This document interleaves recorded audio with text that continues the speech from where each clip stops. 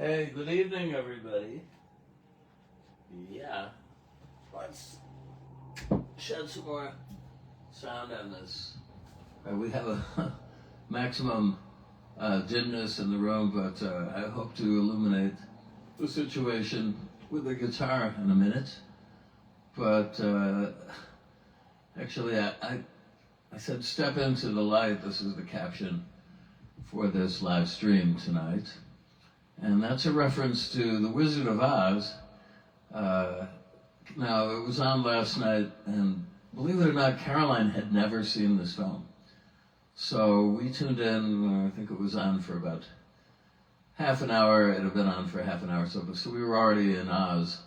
But she found it thoroughly enchanting, as do most people. And back in the day, I think around 1960, they started to do annual showings of this on TV, probably to sell more color TVs, because the color sequence and scheme is so vivid.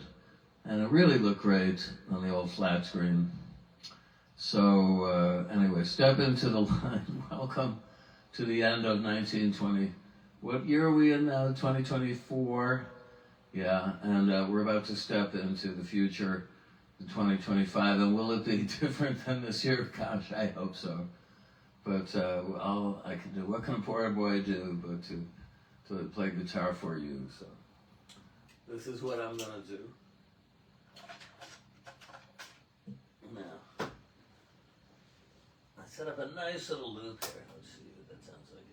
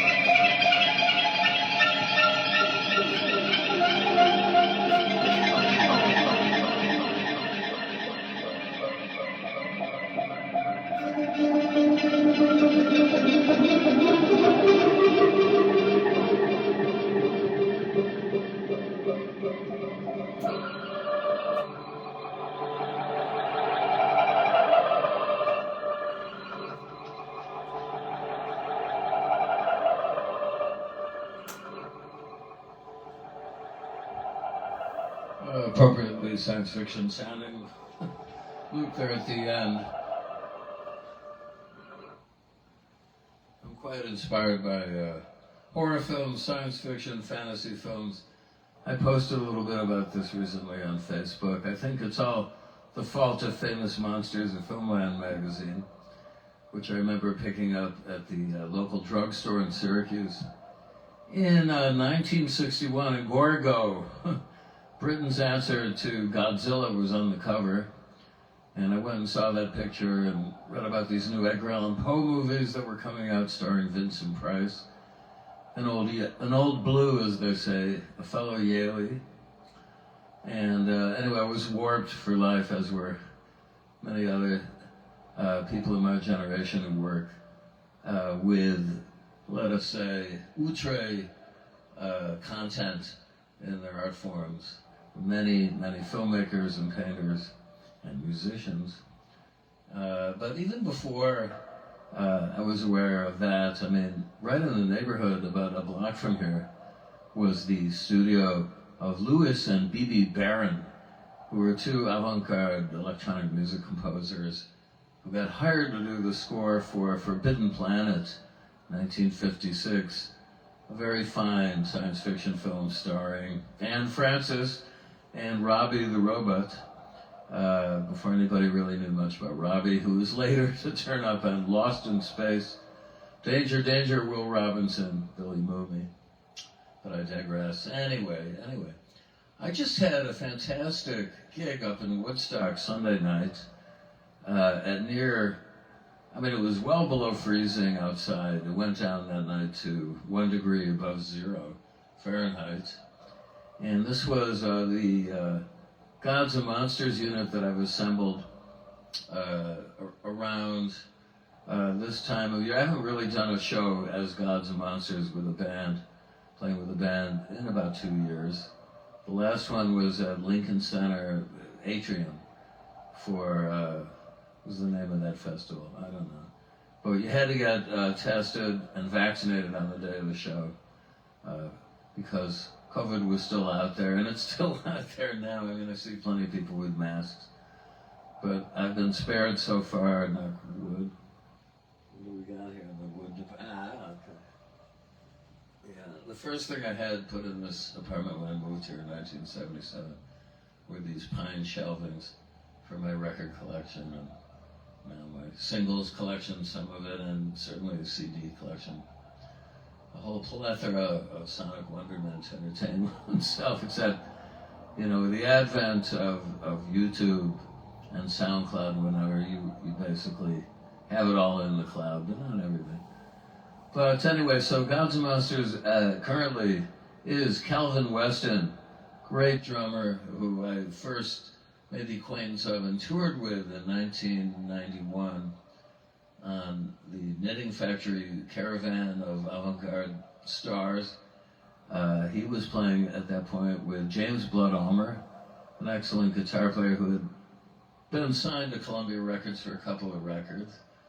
I don't think they knew quite what to make of him or do with him, but I was tickled that they put out 2 records, which are both worthwhile seeking out. And Calvin was his drummer, and we had lots of fun on this tour, which took us to 20 cities in 6 countries in Europe in 21 days. So it was quite grueling on the one hand, but lots of fun on the other hand. And so Calvin has been after me to play together forever, and I finally succumbed, and I'm so glad I did. He's really a terrific drummer, and we have Ernie Brooks, my longtime bassist, from originally the Modern Lovers he's best known for, also our late friend Arthur Russell. And Ernie kind of anchors the whole thing down. He's very dependable, solid, rock and roll bass player, and Calvin and I kind of fly off in different directions around that center. So I've just posted some clips from the show. They're not perfect visually or sonically, but that's what we got to go with right now, thanks to Kellen's GoPro she set up in front of us. And I want to thank the Colony Woodstock, in particular my friend Fred Perry, for being the point man on this gig. And sorry, Fred, sorry to report to the world, but you may have heard the news that Fred's brother, Richard Perry, one of the great producers, American producers, responsible for lots of great albums, going way back to Tiny Tim's first album on Warner Brothers. This is how, when I met Fred and he told me he had a brother who just produced this band, Captain Beefheart, and the Magic Band in LA, I put two and two together after a minute or two of cogitation and said, wait a second, is your brother Richard Perry? Because I was a big fan of that Tiny Tim album. And Richard went on to do fantastic recordings with Harry Nilsson, Rod Stewart, the Pointer Sisters, Leo Sayer, so many great artists. Ringo, on the Ringo Starr album, he actually choraled 3 other Beatles, not all in the same studio at the same time, mind you, but he has the distinction of working with all 4 Beatles. Anyway, Richard passed very tragically on Monday night, right after we got back from seeing Fred in Woodstock. And anyway, there was quite a good obit in the New York Times, which I refer you to, and elsewhere.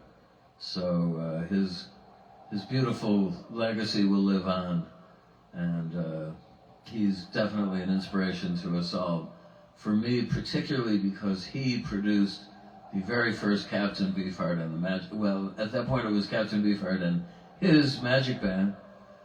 He produced that great album that came out on Buddha Records, but was kind of overlooked at the time. It was co-produced by Bob Krasnow, who was a friend, who went on eventually to head up Elektra Records while I was still working at CBS.